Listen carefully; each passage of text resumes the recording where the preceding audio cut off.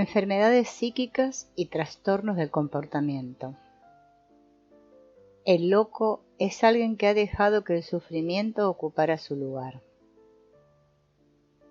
¿Qué dicen de nosotros nuestros comportamientos? Nos hablan de una experiencia reprimida. Observando nuestros problemas, nuestras enfermedades, podemos deducir nuestros conflictos, nuestros dramas, porque son consecuencia de ellos. En general, una persona tintero está insatisfecha porque ve lo que falta, el vaso medio vacío. Este separado tiene don de gentes, es social, visible, presente, ruidoso, charlatán, hiperactivo. Procura llenarse picoteando, habla con todo el mundo y busca estar cercano a la gente. Cuando está en crisis, sobreañade. En caso extremo, se vuelve invasor. Viola el territorio de los demás, es tiránico, agresivo, depredador, violador. Nunca termina su propio psicoanálisis, siempre tiene algo que decir. Se inventa guiones. Tiene cualidades, es imaginativo, crea, inventa, encuentra soluciones, emprende de manera concreta y hace avanzar el mundo. A una persona goma se la contenta con facilidad porque ve el vaso medio lleno. Está en la luna, en las nubes, el agredido, es distraído, discreto, delgado, se muerde las uñas para eliminar la agresividad. Es muy de estar en segundo plano, disminuido. Sirve de objeto de juego a los demás. Es amable, servicial y quiere dar gusto a los demás. Es solitario, ermitaño, se deja hacer, es una presa. Tiene pérdidas de memoria. Se puede convertir en espectador de su vida, disociado de sí mismo, es decir, en un ser que en cierto modo está al lado de su propio cuerpo. Es el ejemplo tipo del psicoanalista. Cuando se borra en grado sumo, puede ser anoréxico, suicidarse y así desaparecer totalmente. En morfopsicología se describe los retraídos goma, los dilatados tintero. Cuando alguien ha sido agredido, su cuerpo se desplaza hacia atrás, retrocede. Cuando ha sido separado, su cuerpo avanza. En la consulta, el agredido se aleja del terapeuta, el separado se acerca. Así pues, se trata de dos estructuras psicobiológicas muy diferentes. ¿Por qué? Porque la cosa de la que se trate no se etiqueta del mismo modo. La cosa para el tintero es algo positivo. Engordo, me caso con 3 mujeres, etc. Por el contrario, si soy una goma, la cosa es negativa. Evito a las mujeres, por ejemplo, y tomo los hábitos. Así pues, los comportamientos son muy contrastados, incluso opuestos, porque las experiencias se etiquetan de manera diferente. La cosa X igual a ¿qué? ¿Más o menos? Percibimos el mundo a través de nuestras emociones no resueltas. La finalidad de los trastornos del comportamiento es disminuir o suprimir el estrés. Así, mientras dura este comportamiento adaptativo, el estrés ya no puede darse. Pero, si un día ese comportamiento se vuelve imposible porque, por ejemplo, cambiamos de entorno, de pareja, de oficio, ya no podemos dar masaje, tocar. Entonces el estrés vuelve con fuerza y puede aparecer una enfermedad física, psíquica o emocional. Por ejemplo, el eczema, ya que la piel está ligada al conflicto de separación del contacto físico. En síntesis, shock, conflicto, búsqueda de solución. Compensación a través del comportamiento. El estrés baja. Un día la compensación se vuelve imposible, el estrés vuelve, aumenta. Busca de otra solución, ejemplo, enfermedad física. Así, cada trastorno visible tiene una función positiva subyacente. Alejarnos de la soledad. Hacer desaparecer la carencia en los casos de el tintero. Tenemos numerosos comportamientos compensatorios, locura o fantasía, cuya eficacia no es profunda, como adicción, tabaco, alcohol, sexo, droga, bulimia, histeria, alucinación auditiva, visual, sensorial, hipersensibilidad, sensiblería, manías persecutorias, trastornos obsesivos compulsivos, pensamientos compulsivos y todos los pensamientos, esos acúfenos de la mente. Los tinteros añaden, su referencia es siempre la carencia, lo ausente. En sus predicados, en su lenguaje, manifiestan referencia a lo que no es, inventan, alucinan. Ejemplos y testimonios. Digestivo. Durante la guerra me vi privado de alimentos, me faltó la carne. Volvió la abundancia, así que ahora como carne todos los días y en ocasiones 2 veces al día.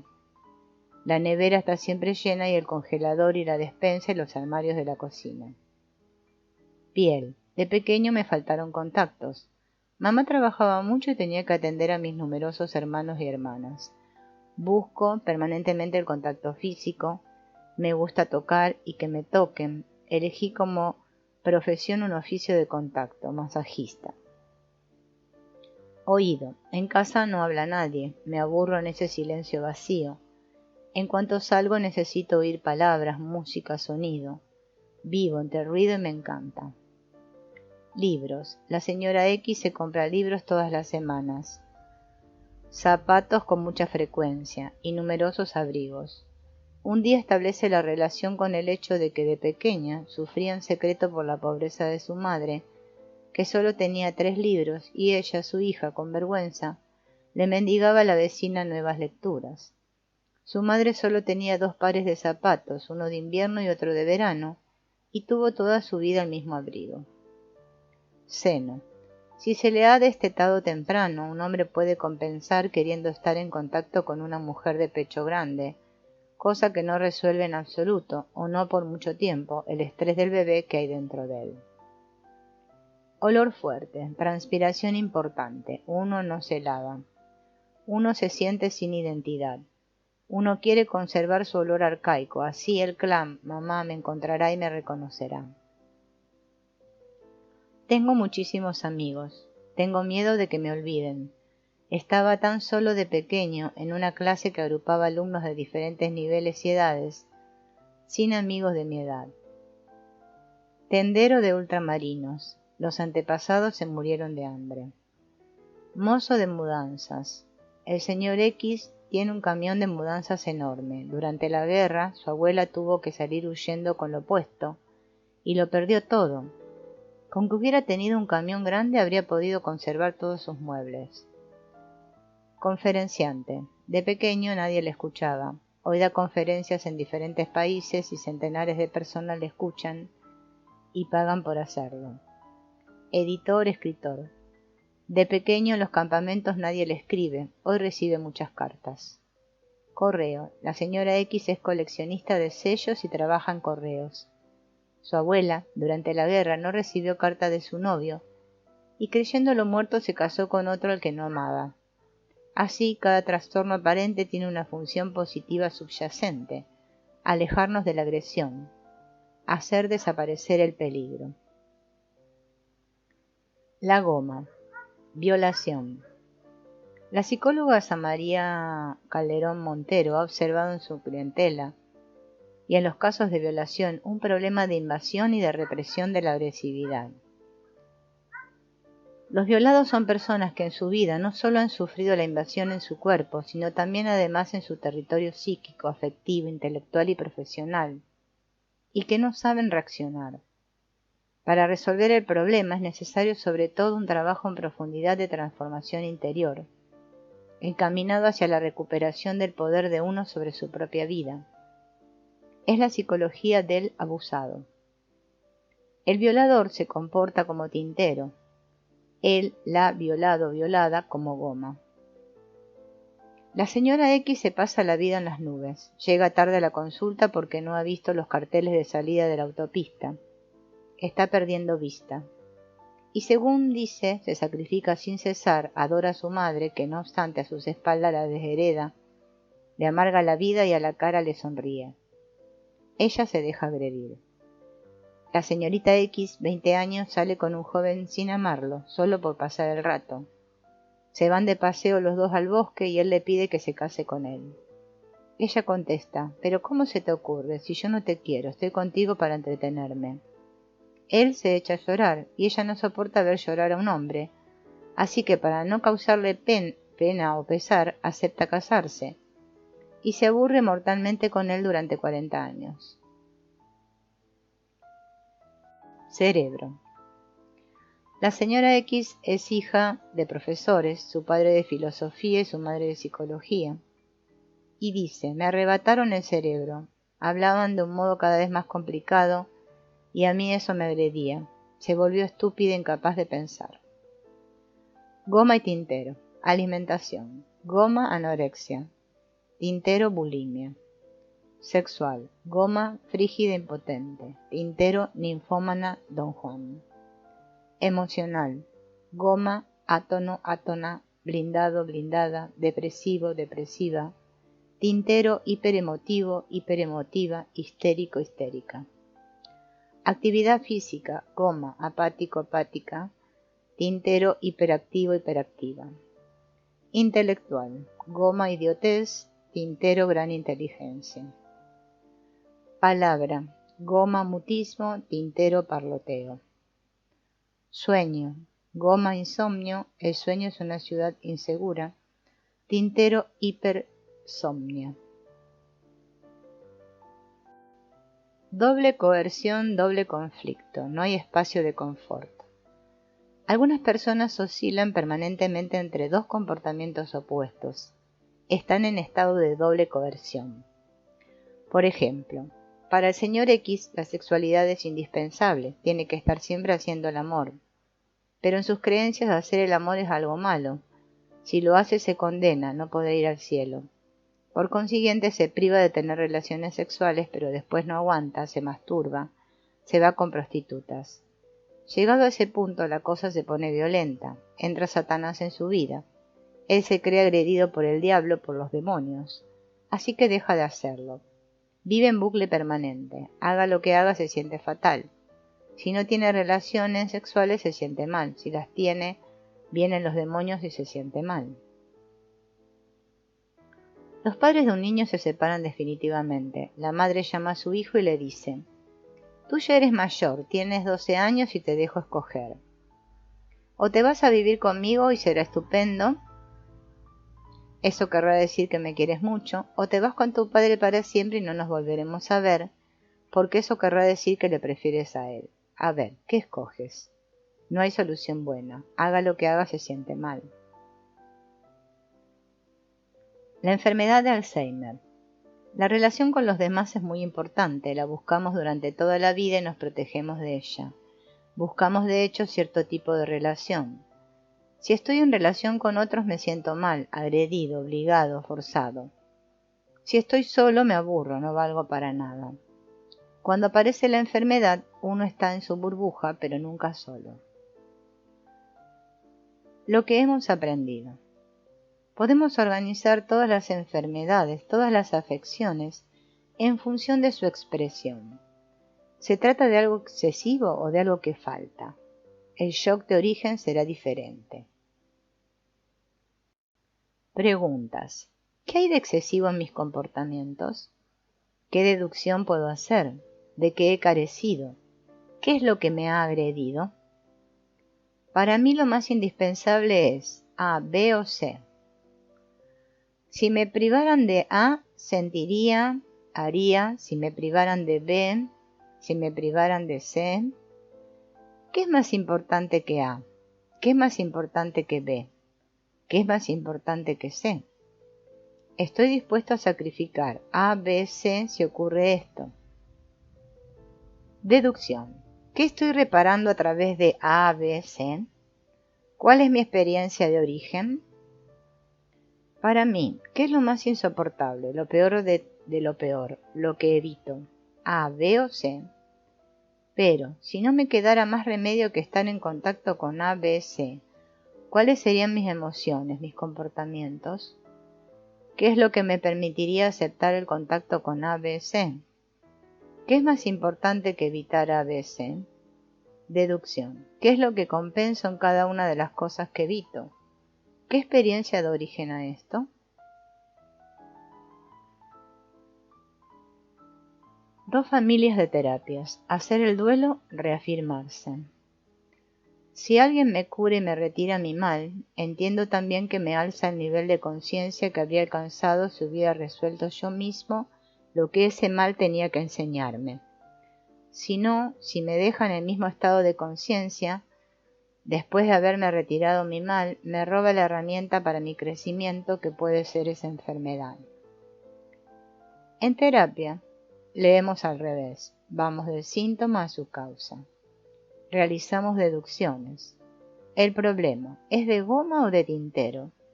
Deducimos que la estructura del problema es una agresión o una separación. Por consiguiente, la terapia será opuesta en cada caso, porque se tratará de una terapia que tratará la estructura de la experiencia que da lugar al síntoma. En un caso, reafirmarse, en el otro, hacer el duelo. Hacer que el síntoma pase del estado de hielo al estado líquido, después del estado líquido al de vapor, y de ese estado gaseoso al de átomos, oxígeno, hidrógeno. El hielo es el síntoma, el agua las emociones, el vapor es la transformación de las emociones en sensaciones agradables. Me siento liberado, aliviado, etc. El átomo es la necesidad fundamental recuperada. El conflicto que da origen a la enfermedad tiene autonomía propia porque es inconsciente. Igual que el abuelo que vive bajo nuestro techo, ahí por el desván. Ha mantenido sus viejas costumbres, no sabe que existen los ordenadores, utiliza una máquina de escribir antigua y se ilumina con velas. Y a veces la terapia es muy sencilla, si tomamos conciencia de que ya se ha acabado la guerra.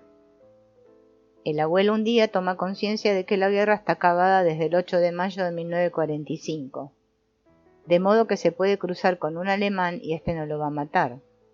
Ya no está en 1940, ya no necesita almacenar comida. Así, a veces, basta con recuperar el acontecimiento, esa historia que gozó de una autonomía muy hoy obsoleta, y el cambio es inmediato. Antes de cambiar de lugar, de casa, de ciudad, de vida, recupera el contacto con todos tus recuerdos, todos esos objetos familiares que ya ni siquiera ves y que no obstante siguen ahí permanentemente, presentes desde hace tanto tiempo en tu cocina, en tu habitación. Es el momento de hacer balance. Tirarás algunos objetos y te quedarás con otros. Estos últimos se meten en cajas, se vuelven invisibles otra vez, y todo se desplaza, cambia de casa, de lugar vital, como cuando nos mudamos. Después, le encuentras un sitio a cada recuerdo, un sitio que volverá a realzar cada uno de esos objetos, trayéndolo al presente, sin estrenar lo sano, nuevo, diferente.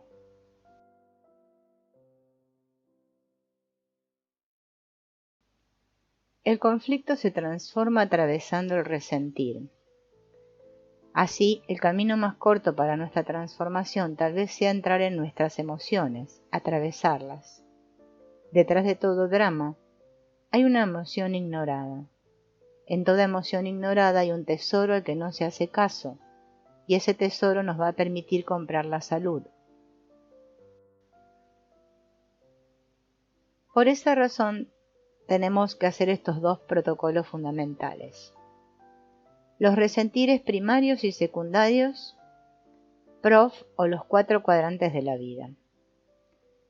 En primerísimo lugar necesitamos saber distinguir las emociones, los resentires, porque el resentir primario es el único que posee virtudes curativas. Definámoslo. Los resentires primarios y secundarios. El resentir primario. Se trata del resentir que percibimos realmente en el momento del bioshock, en el momento del drama. Es ese que sentimos verdaderamente dentro de nosotros, pero a veces es inconfesable, vergonzoso, inaceptable, y entonces lo disimulamos ante los demás y ante nosotros mismos. Lo rechazamos, lo maquillamos, lo enmascaramos. A veces también lo transformamos en otro resentir llamado resentir secundario. El resentir secundario. Se trata del resentir autorizado, socialmente aceptable. Por ejemplo, en una familia el código social autoriza la ira. El señor X se siente triste, pero no se le permite llorar, de modo que grita, manifiesta la ira que cree sentir. Se expresa una emoción, la secundaria, pero eso nada le ayuda, no le alivia porque no ha expresado su resentir primario. Otro ejemplo. La señora X está enfadada, furiosa, le gustaría morder, pero no puede porque su educación se lo impide. En un primer momento da a entender que todo va bien, ríe, parece alegre, emoción secundaria. Después empieza a llorar y entra en una depresión que dura meses, parece triste. Expresa su tristeza mediante lágrimas y palabras, pero eso no cambia nada porque es una emoción secundaria. Un día, por fin, entra en contacto con su ira, la grita y su tristeza se vuela. Desaparece inmediatamente y ya no tiene ninguna utilidad. Protocolo: del resentir secundario al resentir primario. Tenemos que buscar y entrar en contacto con la emoción primaria. En el ejemplo, la ira, que se esconde detrás de la emoción expresada secundaria. En el ejemplo, la tristeza. En cuanto expresamos el resentir primario, este se transforma, y nosotros también. Esta emoción X, secundaria, por ejemplo, la tristeza, te permite no resentir. ¿Qué? Si hubiera una emoción detrás de X, esa tristeza, ¿cuál sería? Y. Si alguien hubiera vivido lo que has vivido tú, ¿qué sentiría? Según tú, ¿cuál es la emoción con la que más trabajo te cuesta ponerte en contacto? Adelante, entra en esa emoción. Y encuentra las sensaciones que la acompañan. Amplifica esas sensaciones. ¿En qué lugar de tu cuerpo están? ¿Cómo se llaman? ¿Qué edad tienes cuando resientes esas sensaciones?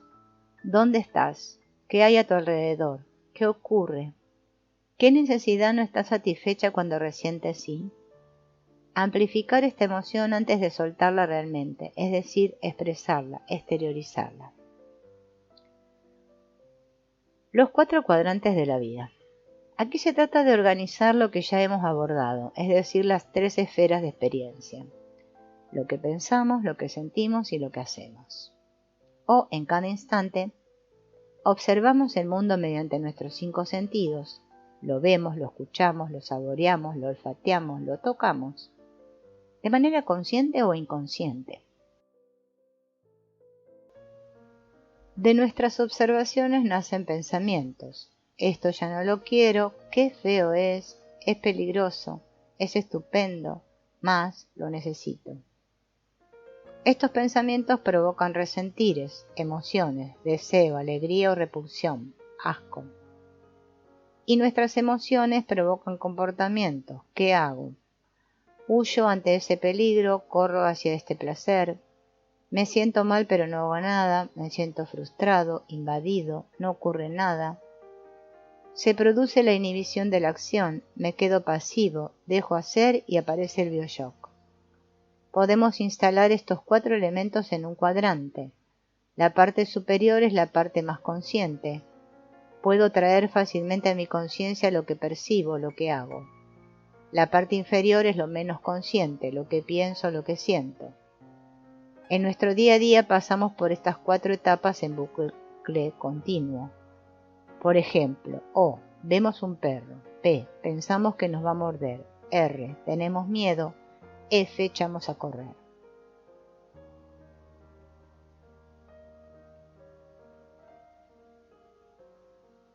Nuestras observaciones van al inconsciente. 1. Y estimulan nuestros pensamientos. 2.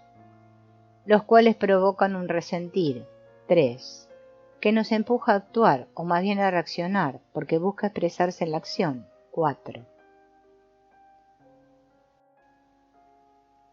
Desgraciadamente podemos quedarnos bloqueados en una de las 3 etapas que siguen a la observación. Para sanar, para evolucionar, tenemos que volver a introducir conciencia y luego movimiento. 1. Bloqueo en el pensamiento. La observación del acontecimiento produce pensamiento. Todos le damos un sentido a todo lo que ocurre. Está bien, está mal. Ejemplo. Oigo gritar a un hombre. Es peligroso, huyamos. Está en peligro, acudamos. Es el lugar de nuestras creencias y de nuestras rumias. Podemos pasarnos la vida metidos en el mental, pensando, buscando interminables respuestas, soluciones, explicaciones. 2.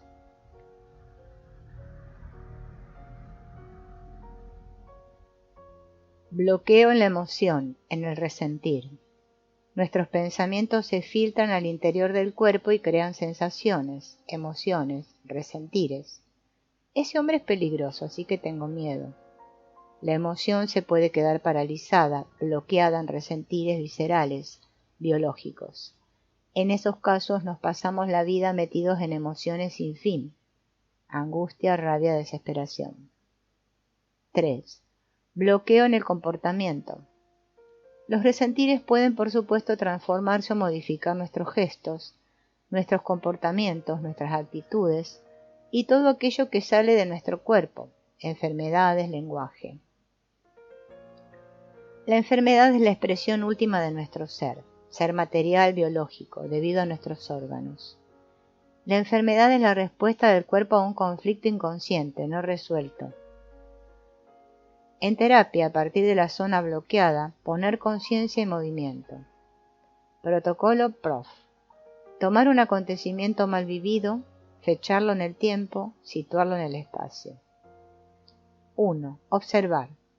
Describir el acontecimiento, como una reseña, lo que hemos visto u oído. El autobús que llevaba esperando 20 minutos llega y no para. 2. Pensar. ¿Qué sentido le he dado a ese acontecimiento? ¿Qué creencia he instalado? No tengo suerte, el mundo es cruel. 3. Resentir. Expresar las emociones, las sensaciones, los sentimientos que te brotan dentro. Tristeza, frustración. 4. Hacer. ¿Qué he hecho? ¿He hecho algo siquiera? ¿Cuáles han sido mis reacciones? ¿Qué he puesto en marcha para cambiar ese acontecimiento que me contraría y me traumatiza? ¿Qué nuevos comportamientos he puesto en marcha para salir realmente del problema? ¿Me hago un ovillo? ¿Me pongo a dar alaridos? Muchas veces, después de haber expresado tu resentir primario, te sientes mejor. Has puesto conciencia, movimiento, energía, vida. Puede haber movilidad, las cosas pueden empezar a desbloquearse. El terreno está listo para un trabajo más en profundidad. Porque has recuperado el contacto contigo mismo, con tus emociones. Ya no te niegas. La primera etapa del duelo. Como ya no estás separado de ti mismo, puedes implicarte de nuevo en el mundo exterior, salir de los rituales de tu propio encierro. O también tomas conciencia de la ineficacia de tu comportamiento, hacerte un ovillo, gritar, quejarte, y te concedes el tiempo necesario para encontrar un nuevo comportamiento que realmente actúe sobre el problema con el fin de liberarte de él. Como dijo Carl Jung, la finalidad principal de la terapia psicológica no es transportar al paciente a un estado imposible de felicidad, sino ayudarle a adquirir firmeza y paciencia frente al sufrimiento. La vida se realiza en un equilibrio entre la alegría y el dolor. Existen dos grandes familias de terapia. 1. La terapia de los tinteros, hacer el duelo. Si alguien está separado de lo positivo, por ejemplo, se ha muerto la gata, me ha abandonado mi padre, tiene que rebasar todas las etapas del duelo: negación, regateo, ira, tristeza, incomprensión, resignación, aceptación, nueva implicación, gratitud. Para eso empezamos por entrar en contacto con la parte que está frustrada, que está sumida en la carencia, en la ausencia, y con el fin de hacerla crecer le permitimos que acepte la frustración. Crecer no es estar colmado, es aceptar las carencias, hacer los duelos. Esta frustración es necesaria para la evolución. El niño sale del vientre materno, luego deja el pecho, luego va al colegio y deja a mamá, luego crece, deja el colegio y se casa, y deja a sus padres para convertirse él también en padre, etc. Las carencias, más que llenarlas, hay que aceptarlas. 2. La terapia de las gomas. Plantar cara, reafirmarse. Aquel que ha sido agredido, es decir, que se borra, necesita aprender a estar presente, a reafirmarse, a afrontar. Cuando nos enfrentamos a una negatividad excesiva, el objetivo será aprender a existir frente al otro, seguir siendo, pensando, resintiendo y expresándose frente a la violencia, frente a la agresividad, frente al otro, frente a lo desconocido, al peligro, seguir existiendo, estando ahí, en vez de pasarse la goma por encima.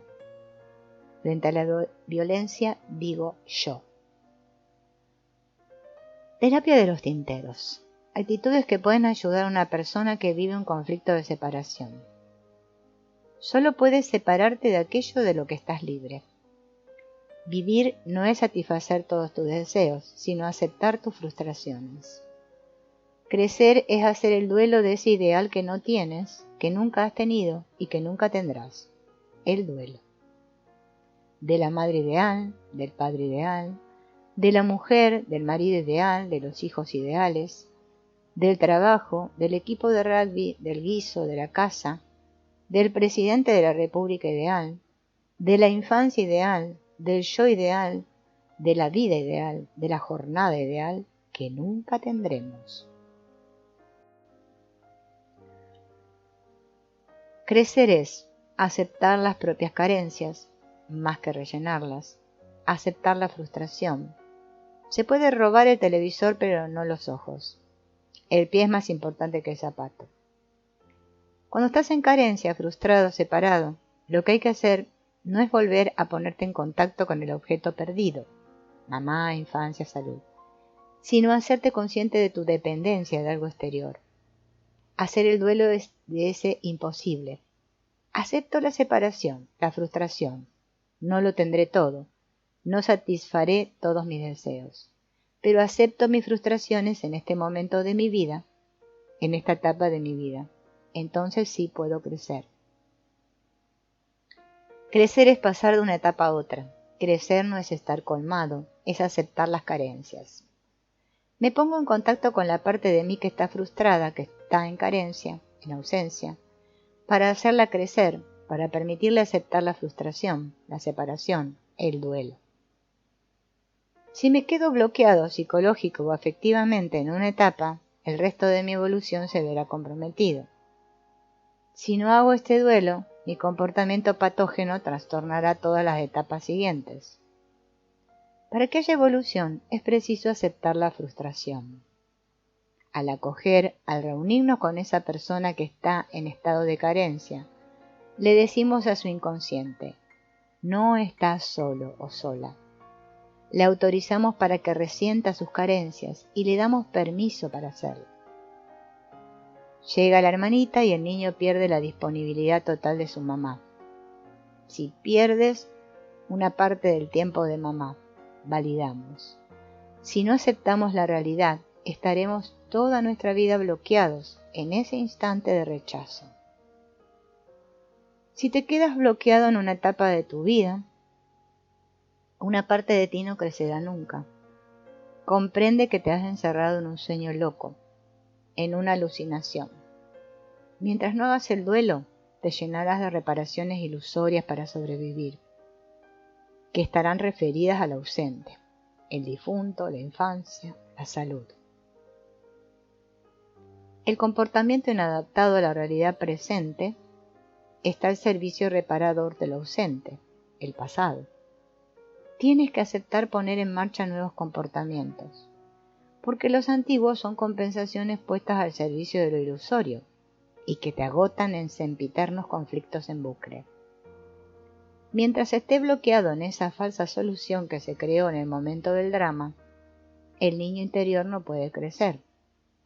Dile a tu niño interior que crecer no es estar colmado, tenerlo todo, sino que es aceptar lo real, el presente, el instante, y luego transformarlo en riquezas interiores. Algunas trampas.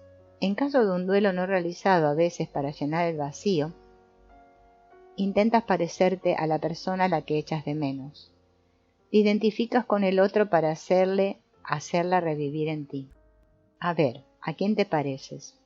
Todo el mundo me quiere matar. Es un conflicto de separación.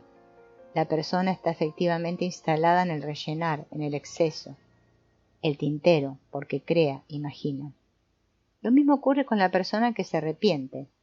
Habría tenido que, habría debido, tendría que haber, y con los TOC, trastornos obsesivos compulsivos. De hecho, siempre que hay imaginación, invención, estamos en un caso de separación. Los duelos. 1. El papel que les damos a los desaparecidos. Cuando no puedes acabar un duelo, las preguntas que te tienes que hacer son: ¿tienes ganas de ser feliz, de construir una nueva familia, de hacer el duelo de ese amigo? ¿Qué vivías antes del encuentro cuyo duelo no consigues hacer? ¿Cuál es el acontecimiento vivido a la mitad de la edad en la que se presenta la problemática? 2. En un duelo no realizado, hacer preguntas sensoriales. De manera simbólica, ¿dónde sientes al muerto? ¿A la derecha, a la izquierda, delante o detrás, encima, etcétera? ¿En qué dirección y a qué distancia de ti percibes al desaparecido? 3. ¿Cuánto tiempo dura un duelo? Ya se trate de un duelo o de cualquier otra separación, buscaremos aquello que sea desproporcionado. Un duelo puede extenderse durante un periodo de 6 a 18 meses. Si va más allá, hablaremos de un duelo bloqueado, patológico. El duelo puede quedar bloqueado de por vida en una de las etapas. 4. La memoria transgeneracional. Un duelo bloqueado puede inscribirse en una memoria transgeneracional. Su reparación se le solicita a las generaciones siguientes. Esto es, entre otros, el síndrome del yacente. Resucitamos simbólicamente al que falta. La comparación de los nombres de pila, de las fechas de fallecimiento, de nacimiento y de concepción, el número que hace uno en el colectivo de los hermanos, la fecha de boda, los acontecimientos notables acaecidos en las mismas fechas, permiten afirmar este vínculo, esta correspondencia, esta memoria de reparación transgeneracional de fidelidad familiar invisible. 5. Todo exceso es una memoria. Toda exageración emocional de comportamiento, sobre todo cuando se repite regularmente, estado de ira, tristeza, desapego, etc., es una memoria. Puede expresarse en forma de compensación. Por ejemplo, engordar después de un duelo no realizado. Estoy separado, quiero compensar, llenar. Quiero retener el peso de su presencia. Mientras la persona no ha llegado a la etapa de nueva implicación, es decir, a soltar lo que tiene que ver con el drama, no podrá vivir plenamente su vida, con sus aspiraciones, sus anhelos, sus sueños, sus proyectos, en una palabra, con su propia identidad. Permanecerá frente a un vacío. Atada a ese sufrimiento, se mantendrá desapegada de su propia vida, de su propia identidad. También estará desapegada de cualesquiera otras relaciones. No habrá sitio para ninguna otra persona, por fidelidad hacia el ausente. Manipulada por su inconsciente, la persona agota toda su energía.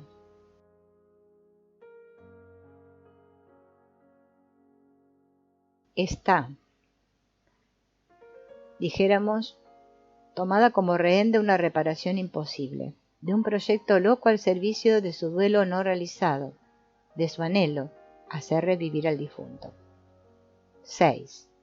Uno ausente de sí mismo.